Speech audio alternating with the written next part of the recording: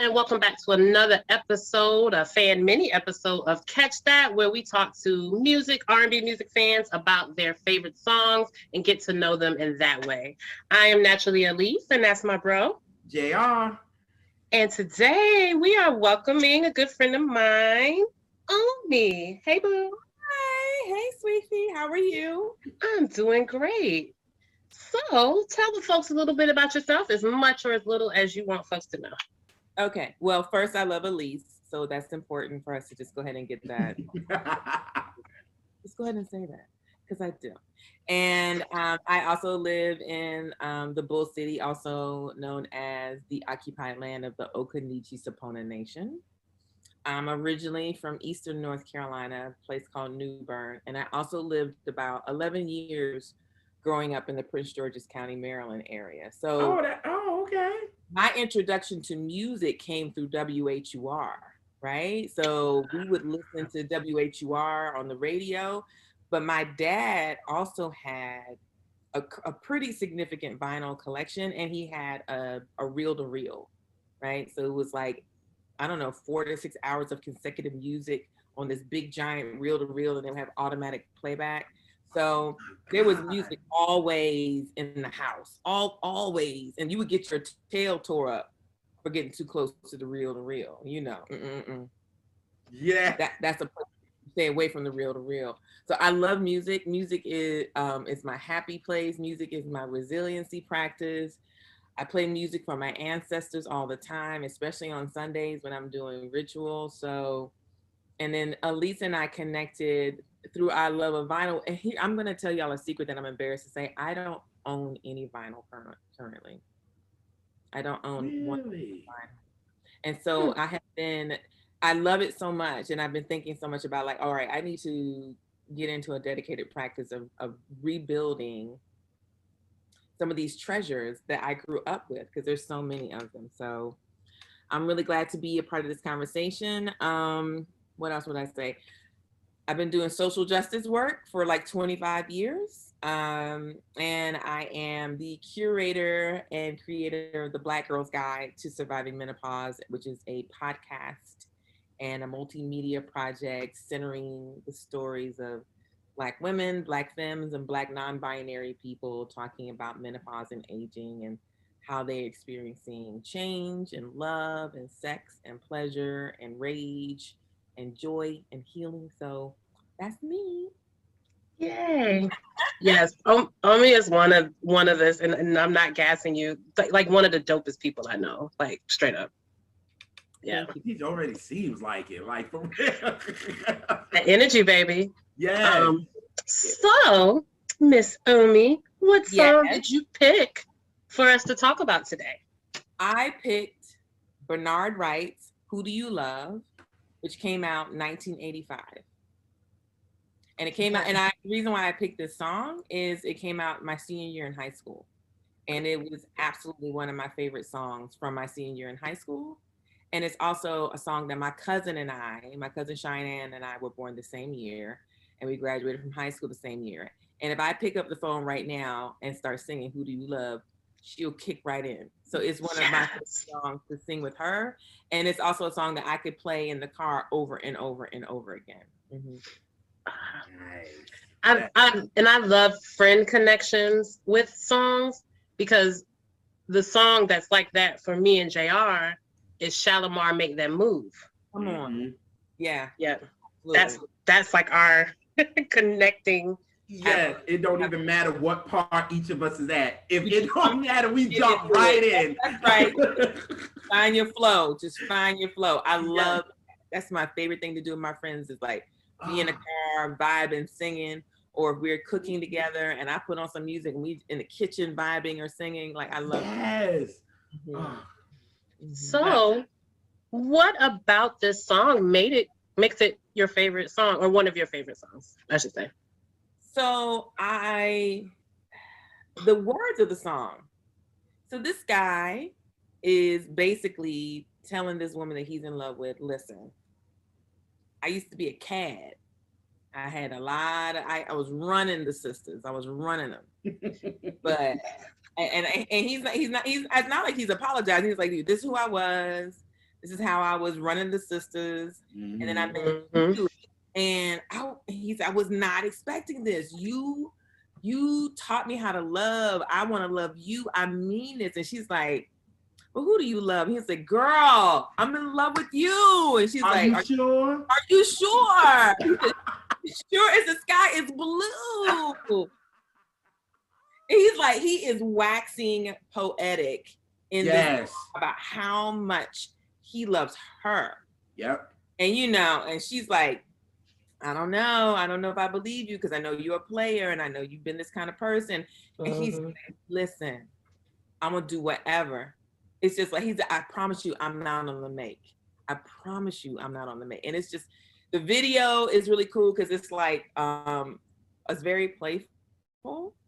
It's like they're outside at this kind of like playground situation and they're on a merry-go-round and he's just like, it's like swimming around and he's like saying his part and she's just like, I don't know if I believe you. And it's so sweet. It's a really sweet song. And I also love that one in the break, I know it's a synthesizer, but it sounds very much like calypso music. It sounds like steel drums, but I don't think it is. But it puts you in a little bit of a Caribbean mood in a little piece of the song. I'm like, oh, okay. And I know that Bernard Wright is from like Jamaica, Queens. I'm like, I wonder if he has West Indian background or anything like that. But that little in there sounds very much like a little calypso steel drum kind of situation. It's a sweet song. It's a loving song. It's a fun song. I just love that you brought the musicianship in, you know what I mean? And because Bernard Wright is a musician, you know what I mean? He wasn't really a vocalist, as we can tell, but you know what I'm saying? He just, you know what I'm saying? He has a tune, you know what I'm saying? But he's more of the pianoist, you know what I'm saying? Like that's him. And then with him coming from the likes of Miles Davis and Lenny White, like I know that Lenny White did a remake, and I also know Shaka. Right, and yes, exactly, and I know that Lenny White was his mentor. So my understanding is, like he still plays keyboards. He's still a keyboardist. He's still a pianist or whatever. But I'm not mad at his vocals. There's some people who sing, and I'm like, right, I'm not mad at his vocals. His range ain't a whole lot, but he holds his own. Right. The song. He holds his own. Yeah, he has a very thin range, and he stays in it. Lane, and he stays in it. It's a two-step. When I appreciate. Right. And the girl, and what's her name? I think her name is Marla. Marla, the girl that's singing with him. She's that she could really sing because you can hear it. You know what I mean? But she didn't do too much because she know he wasn't going to do too much. So it was like, let's stay leveled here. I ain't going to do all these, and I ain't going to do all that. Just, who do you love? That's right. Are you sure? It's perfect. It's a perfect song. You're going to keep it straight that. And then, also, y'all know that Marcus Miller is on this. No, I didn't know that. Yes, he's actually on this because he helps actually produce the whole album with Bernard. I didn't know. That's like Marcus is all over the place because everybody kind of know him from being with Luther, and I'm like, now wait a minute, you was just did "If a Night I Fell in Love" that came out in '85. Look, and it is. So yes, these folk, like one of my favorite songs by Lenny White is "Peanut Butter." Oh yes. Feeling hungry, right? Ain't got nothing to eat. That's right. Ready to some jelly. Yes. That's one of my favorite Lenny White songs. Yes. I didn't know you was gonna break out the peanut butter. I'm sorry. Yeah, exactly. And then another thing to speak on with Bernard's musicianship is that like his first album influenced a lot of the hip hop because they sampled like Hobble Globble Tribbin and all that. Look, it's been sampled so much. Especially West Coast. It's really important for. Well, it's not. I think it's important. I think it's an opportunity. That's what I would say. It's an opportunity for folk who are hip hop heads to know the root of the sample. Right. Which is one of the reasons why I love Q-Tip is that his musicality is insane. You know, same thing is why I love Jay Dilla. Like their musicality was insane. Like you knew that their crates were like bonkers. We was just talking about Q-Tip too. Yeah. We just talked about him with the Start of Story. He used that bass line. You know, the Start of the Story, Heat Wave is my jam. You know, when Alise told me I had to pick one song, she said, "Let me know what your song's gonna be." I said, "One song?" That's really challenging. That's really challenging. Yeah. And I had to laugh when I read it because I picture you saying it just like that. Just one song. Because I'm not gonna lie to y'all. The three. Can I just tell you what 3 songs I was struggling with? Oh, sure. Yeah. Sure. Mm-hmm.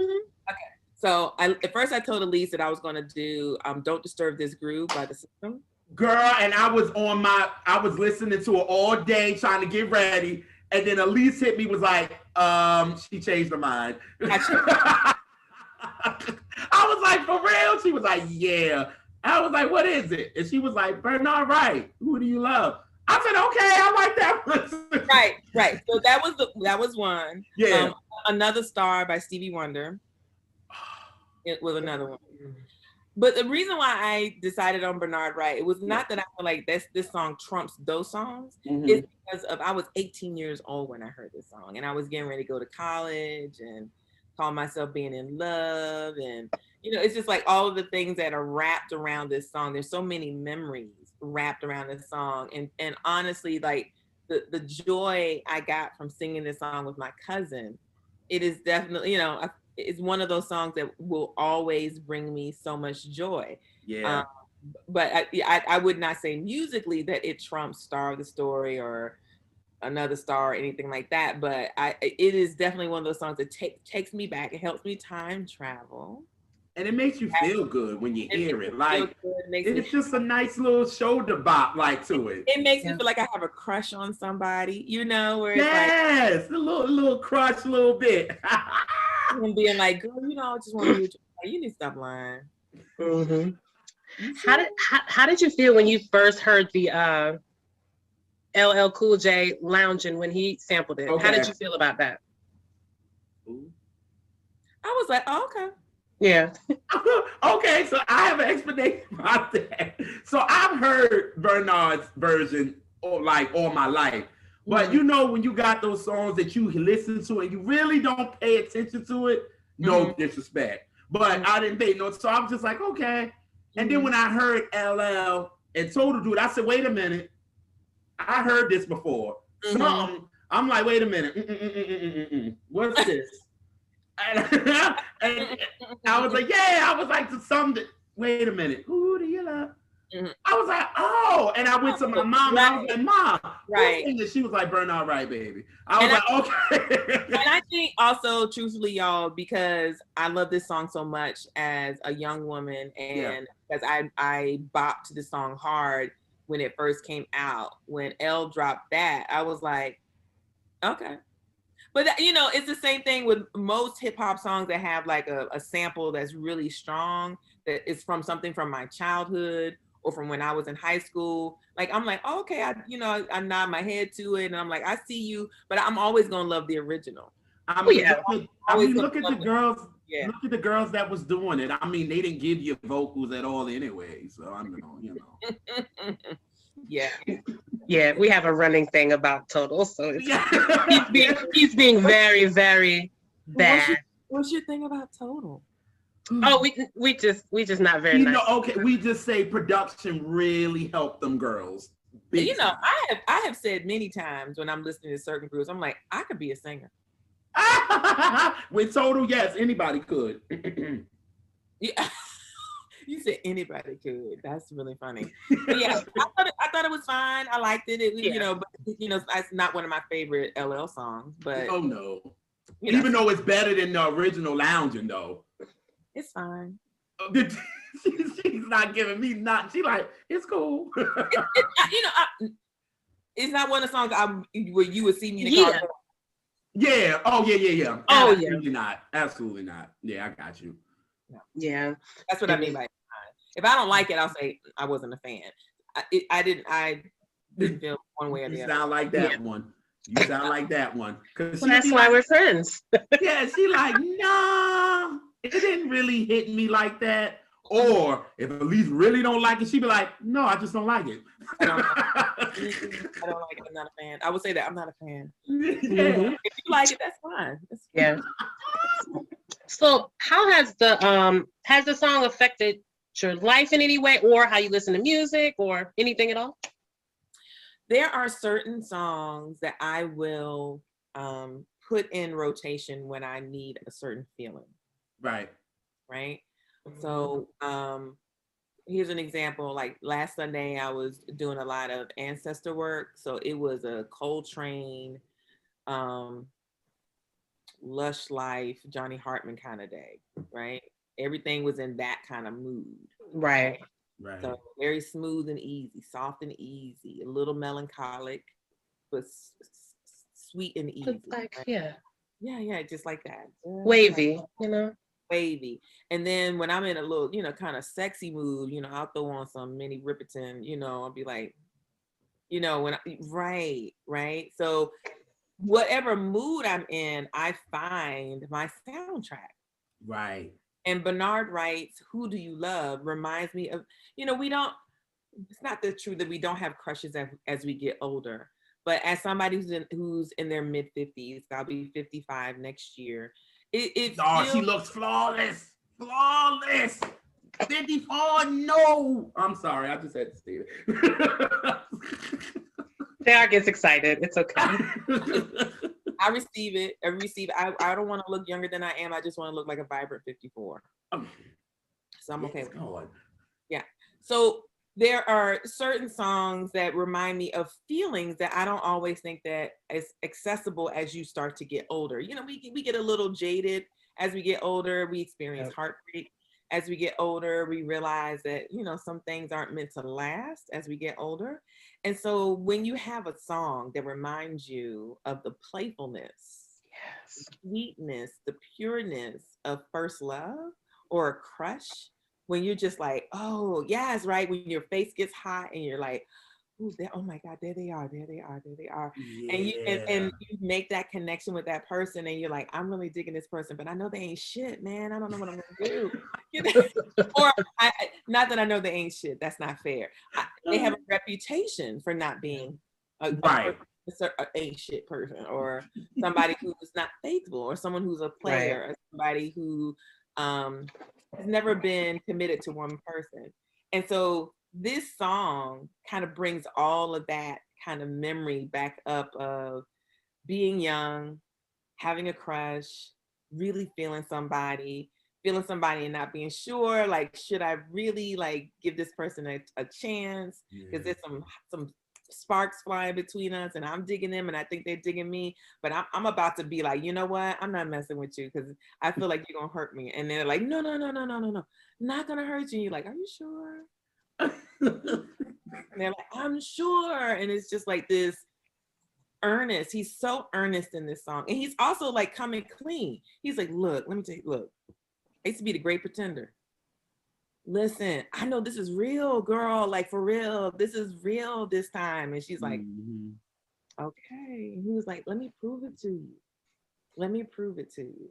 And I think that's very sweet. I think, dating as adults, trying to figure out partnership as adults, allowing yourself to be open to rekindle flames, or to date someone else after you've been I'm divorced, so being back in a dating space as someone who was married before is oh, well, how do you open yourself back up to the sweetness of that time? That the newness is not there anymore because you've lived too much life. Right. Yeah. Right. The sweetness can still be there. And this song reminds me of the sweet. This song reminds me of the newness of some love and the sweetness of some love, and opportunity for somebody to be like, this time I'm doing something different because this person is showing me another part of myself that I didn't even think I could access. I had an idea in my mind of the type of brother I was going to be. And then I meet this person and she has just flipped me on my head. And she's like, I know who I thought you were. I don't want you to be a person because I like you too, but you got to come clean. You can't be playing games with me. And he's like, I'm not playing games. I'm not playing games. So that's what I think about. Yeah. Yes.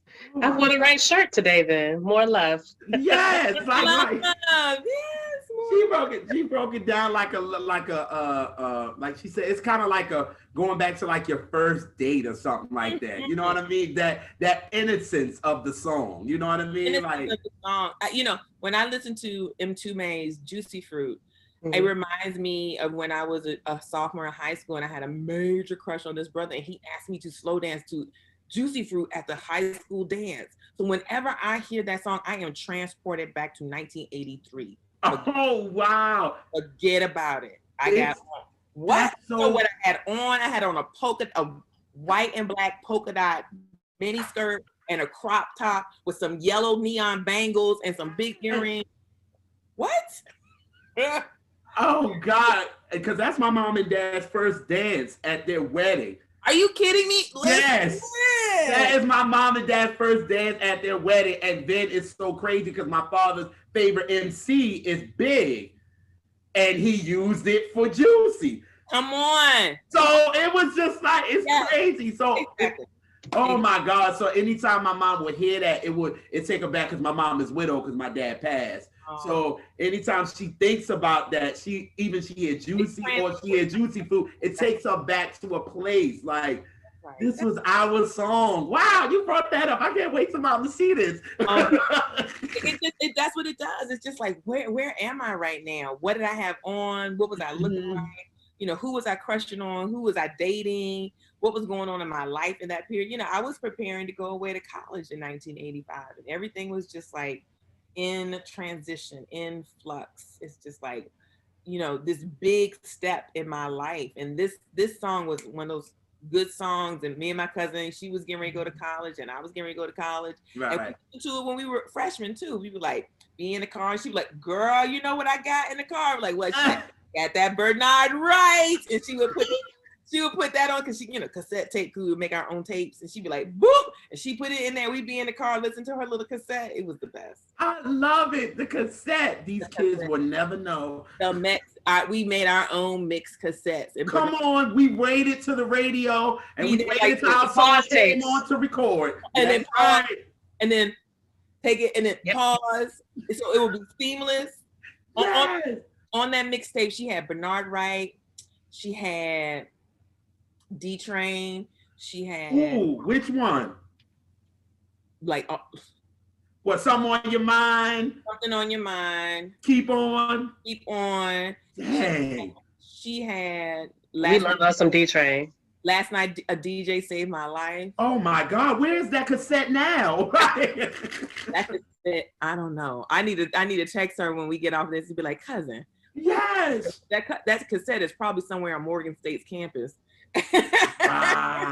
It is lost in the ether of space and time. It's lost in the ethers, yes. Oh, yes. We freaking, well, I love you.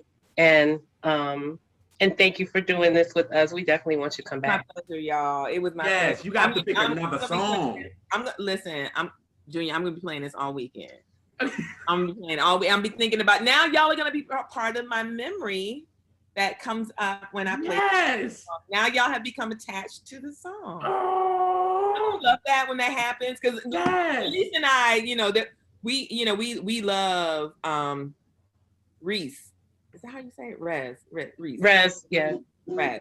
Like, that's our girl. So now whenever I hear Rez, I always think about Elise and I will always tag her. And like, how I do just like celebrated this 20th anniversary day before yesterday. Yep. Wow. She posted it. And so I'm always like, now that was my jam, that whole album. But when I hear it now, I think about Elise too. I know, because now when I think about it, I'm definitely gonna think about you now. Yeah, and it's a few songs that I have when I hear it, I instantly think of you because we share some memory of singing it crazy, being loud and having fun. That's right. Absolutely. Yes. This is great, y'all. Yeah. So tell the folks how they can find all the wonderful things you do. Sure. You can find me on social media. You can find me on Instagram at Oshun Sweet and Sour. That's OSHUN Sweet and OSHUNSWEETNSOUR Sweet and Sour. And I'll put it up on the screen so people can. And you can also follow me at the Black Girl's Guide to Menopause. Even though my name is the Black Girl's Guide to Surviving Menopause, you know, Instagram was like, you got to shorten that because that's not right. too long. Yeah. You can also check out my website, www.blackgirlsguide-to-surviving-menopause. And yeah, that's where you can find me. Yay.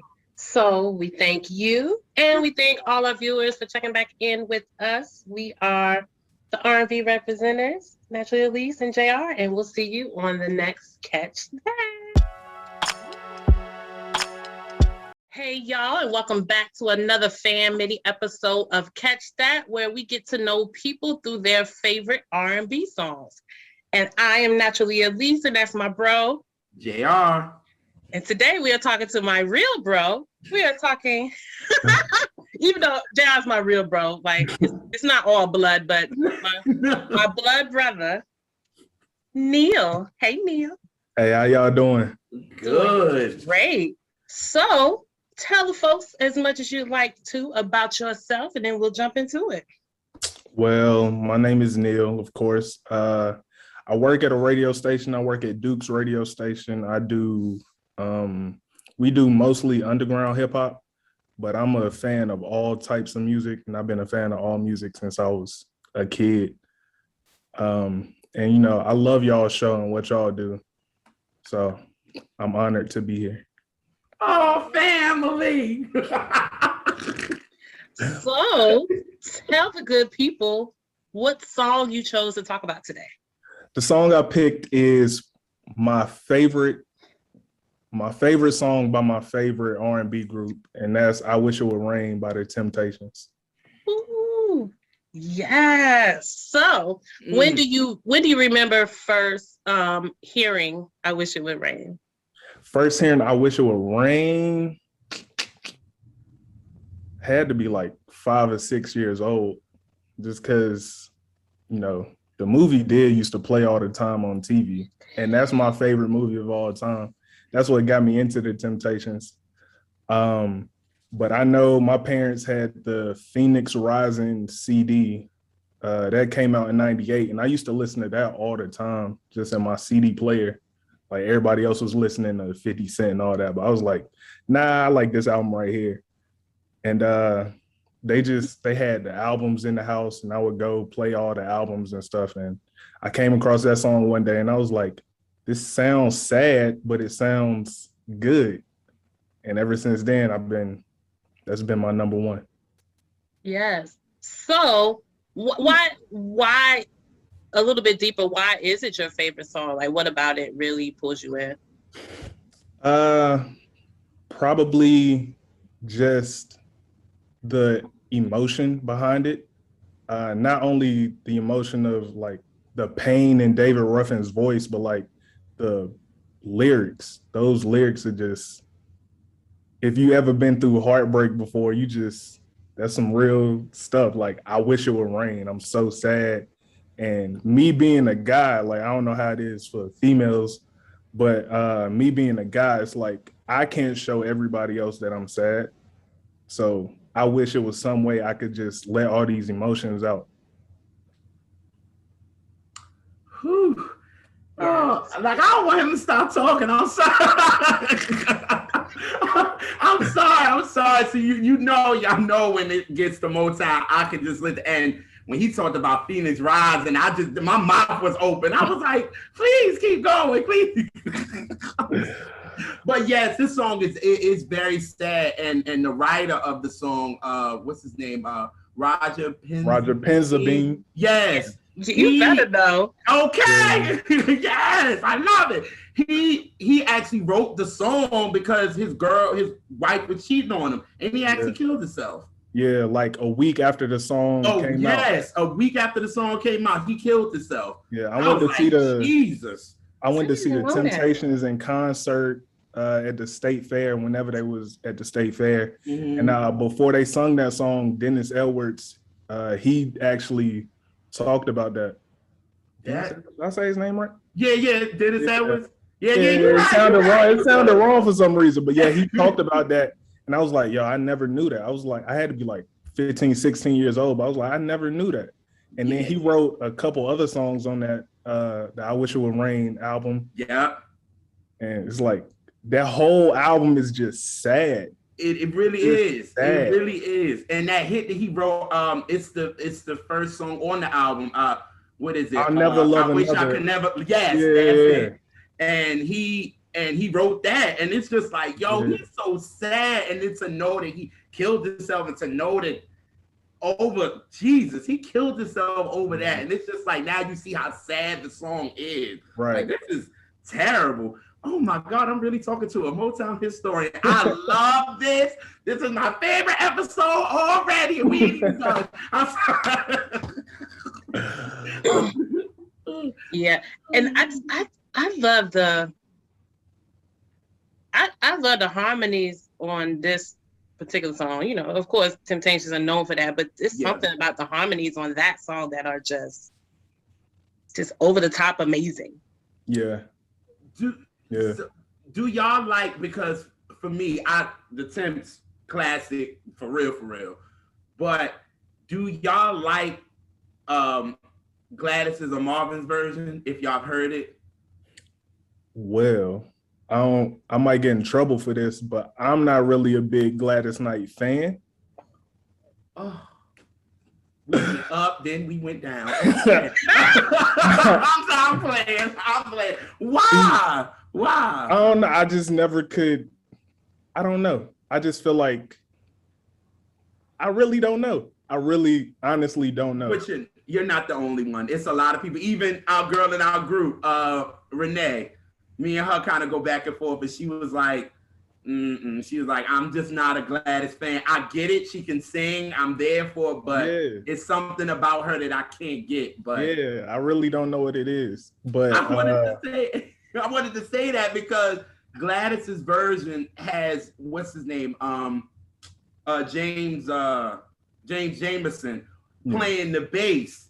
Yeah. And you can hear it more on that than what Joe Messina was actually playing bass on the original version. Yeah. You know what I mean? So I like that. And then Marvin's version, I just don't. I'm like, no. I don't think I've heard that one. I'm not a fan of of either Gladys or Marvin's. Okay. And I love Gladys, but it doesn't evoke the same emotion. So she sounds great. Right. Like, it's not a bad song, but it lost the spirit of the song, the longing, the just like feeling destroyed, feeling like you're in a million little pieces. I didn't get that from Gladys or Marvin's. Oh yeah, Marvin's, you really don't. Yeah. And then David, David was going through some period. So he was able to evoke that pain into the record. Like, and then just his voice, like his natural voice just has like a pain in it. And on songs like that, you can really hear it, like it amplifies it. That David was a character though.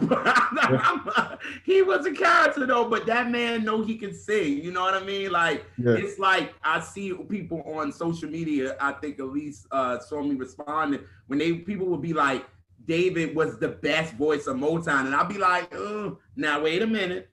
I'd be like, now hold up. Rewind, because I'm like, David had a voice of one of a kind voice. Like, that can't be, but I always give it to Levi Stubbs. I always give it to him because it's something in his voice that just David couldn't do, and then it's some stuff that he could do that David could. So it was just like, for me, I just love Levi, but David just had a soul to him. You know what I mean? Yeah. But I wonder how the Four Tops would have sounded singing this, how they would have interpreted it, and if it would have worked. It might have, because he has that natural, like, he always sound like, no matter what they're singing about, he always sound very intense and emotional. So I just wonder. Yeah. You think so? Cause I'm like, what if you got because they were so used to Holla Doja Holland, and this was Norman Whitfield. So I don't know if it would have worked. It would have came off different. The Temptations one comes off, like you say, like very sad, like hopeless. Yeah. I think with Four Tops, it would have been angry. Part of that, you know. Yeah, that makes sense. Yeah, that makes sense. Yeah. What it makes me think of how two different people interpret a song, but I like both ways. It makes me think of like with Angela Bofill, Would I Try? Mm-hmm. And then to hear Will Downing do I Try.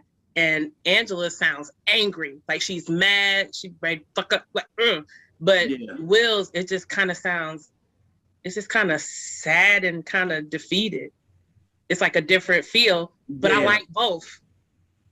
It depends on how I'm feeling, because sometimes you fall in love and you're just sad and broken, and then sometimes you're just mad. That's true.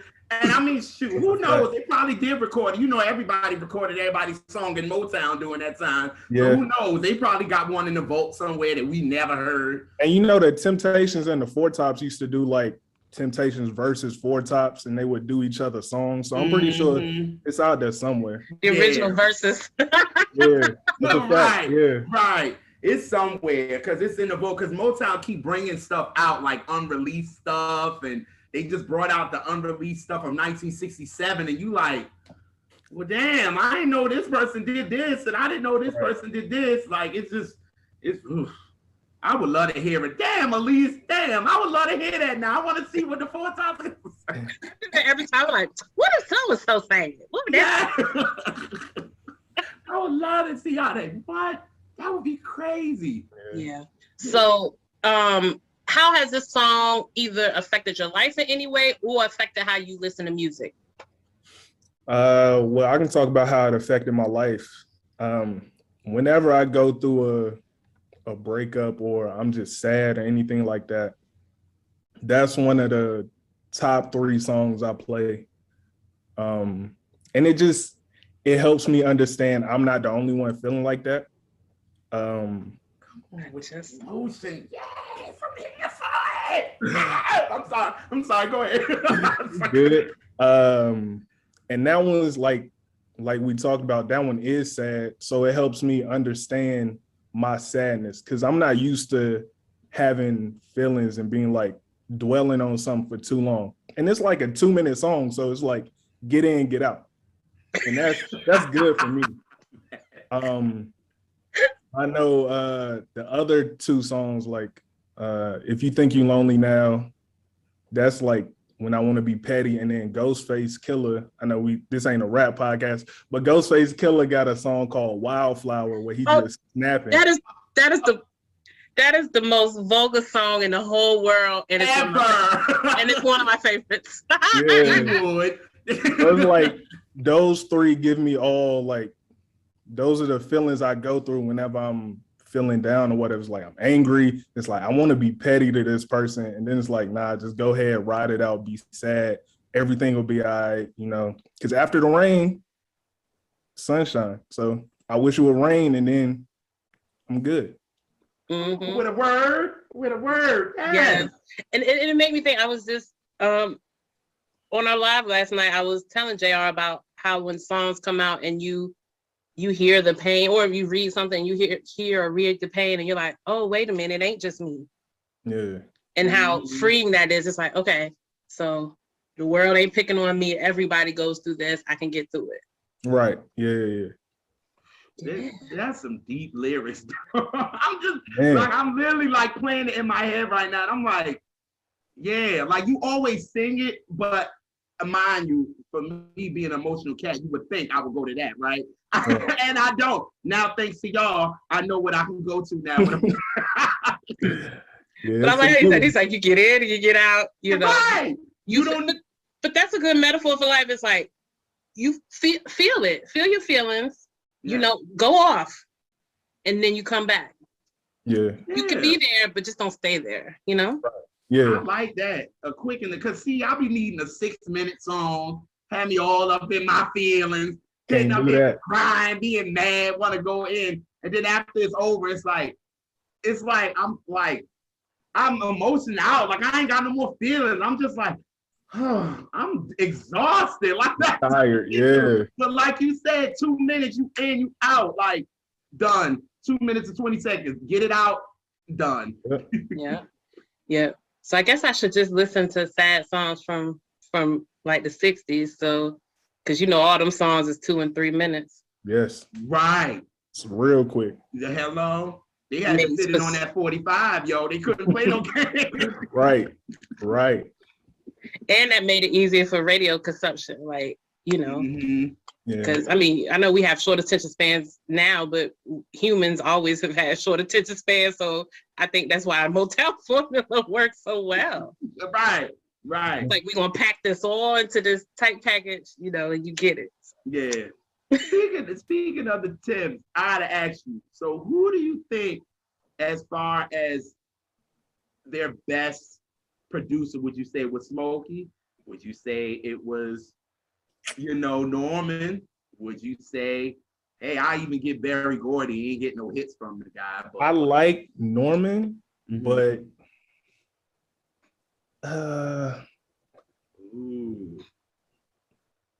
but Smokey really, he like created them.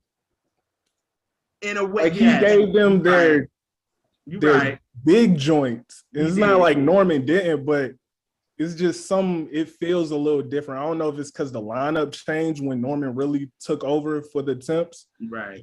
David left and all that stuff they had going on. But like with Smokey, it just feels complete. You think so? Because I was gonna say this because I'm like, we all know it was like a contest with Barry. He like, look, whoever got the biggest hit, that's gonna be your producer, and that's it. Yeah. So Smokey was getting it out for him because Barry tried to write, he couldn't find him a hit, thank God. But he couldn't find him a hit. But then Smokey came in, did the way you do the things you do and all that and all that. But then when he did Get Ready, and then Norman did Ain't Too Proud to Beg, and Ain't Too Proud to Beg did better than Get Ready, it was like, all right, Smokey pushing you to the side. Norman Whitfield is a producer, not knowing that Norman was kind of in the background, because my favorite song from them is a Norman song, but it was kind of like a side B, which is Girl, Why You Want to Make Me Blue? Yeah. And that right there, Norman did. So it was like, but Smokey was that guy. But I feel like, to me, I feel like Norman gave them that because music changes. And people was kind of getting a little sick of I love you, baby, my girl, and sister, you know what I mean? So it was kind of getting the time where it was like, all right, Norman was like, I'm getting into David, really, because David really kind of became the lead after a while, even though my favorite is Eddie. But David came in, and then it was like, we're going to go with him. And they kept going. And you see, even once David left, they got Dennis. They had to get another strong voice up in there. Yeah. It was like, Eddie, we're going to give you Just My Imagination. That we're going to give you that. That's my song, and that's another Norman Whitfield. Yeah. And it was written and produced. We're going to give you the ballad. But them up-tempos, we're going to leave to David. And we're going to leave to Dennis. You know what I mean? But wow, so you said Smokey complete. Wow, wait till I tell my mom. I think she agreed with you, though. That's why. But Norman, to me, he has like a bigger, when I think of Norman songs with the Temptations, it's a bigger sound. It is. Like the Smokey songs are like, I don't want to say simplistic, but it feels a little more stripped down. Yeah, but with Norman, a little more thin. Yeah. When Norman is bigger. And they definitely started being that, especially after he started, because Norman was always in the street. You know what I'm saying? He was a street cat. So he always knew what was going on in the street. So when he heard what Sly and the Family Stone was doing, he was like, all right, I'm going to add that to y'all. And we got that Cloud 9, and we got, all the confusion. Too, you know what I'm saying? So Norman was like, oh, I hear what's going on. Let me get on it. You know what I mean? But I don't know if Smokey would have continued to be the producer. I think we would have still got stuff like Get Ready and kind of like the thin records. And I think they would have kind of ended up going on out, because you see what happened to the Four Top. They stick with Holla Doja Holla, but eventually them hits stopped. You know what I'm saying? So it was like, I see what you're saying. Yeah, I can feel that. Yeah. Yeah, so it's like, what do you do? But I'm here for the whole Smokey thing because I think Smokey is one of the best songwriters ever. You know what I mean? So you say that, I'm with you because he gave him that sound. Because like you said, like I said, being shady, they couldn't find a hit with Barry, so they went with Smokey. Yeah, me and my homeboys earlier, we was just talking about like what artists, like if you were to do a versus back then, what artists could really go with Smokey Robinson? Ooh. Like all the stuff he got with the Miracles and stuff by himself, what he wrote. It's like it's not too many. It's really not. Damn, I'm really trying to think. Who is seeing Smokey? Huh? No, I'm just saying, who is seeing Smokey? The only one that you can really give would have probably been Holla Doja Holland for real. If at Motown anyway, because then with other labels, who is fooling with Smokey? Smokey been hitting this thing since 1960? Yeah. Yeah, like, oof. It would have been blowouts. You can start it off with drinking that wine. Okay, I was starting. I knew it. I knew it. The only person I could think of is like the Philly sound, the people from Philly. I can't remember their name. Oh, Gamble and Huff. Yeah. Okay. That might be because you know Gamble and Huff got songs for days. Yeah. As far you just talking about songwriting, right? Just songwriting his own songs and all that, right? Yeah. So I'm trying to think because I think Gamble and Huff would probably go against, I would say, would be like Holla Doja Holland. That makes sense, you know what I'm saying? But Smokey one up, I don't even know. Oh no. Like, you really don't know. Yeah, you would have to put, because he's a legend, I mean, you would have to put him with a Stevie type or something like that. Yeah. He's up there with that. Ain't too many people touching him. Nah. Damn, y'all gonna have me think about that. I'll be like, who can go up the Smokey ass? Like, oh yeah, that's what we did all day today. It was just like these different verses, like Stevie versus Ray Charles. And you would think it should be Stevie, but then when I started going through the songs, they was like, I don't know, Ray might have that one. I was like, yeah, bro, like Stevie first album was something from Uncle Ray, something like that. Yeah. Took his whole style to come out. So yeah, Stevie ain't started really getting hot till like 65. So yeah, Stevie had a couple of duds before then. Oh, Ray and Stevie, that would be crazy. Sure, I would just that's real verses there. I would just want to hear just all the great songs that would make me hear. Oh, Jesus. Yes. All right. So I just wanted to add on. So I told y'all before, this is my little brother. Just because people act like young people don't know about the music. Tell the folks, if you're comfortable, how old you are. 25. See, young people. See, don't shit on the youngs at all. Don't do it. Especially not my brother. I fight you in the face. Oh, but yeah. I do that too. Oh, absolutely. Come on now. That boy know his. Come on, man. He just dropped some gems. What? Man, I'm only 26, so you know. On what planet? I mean, you act 6 sometimes, but I fell for that. I fell right into it. Yep, you're right. That was cute. False, but yes.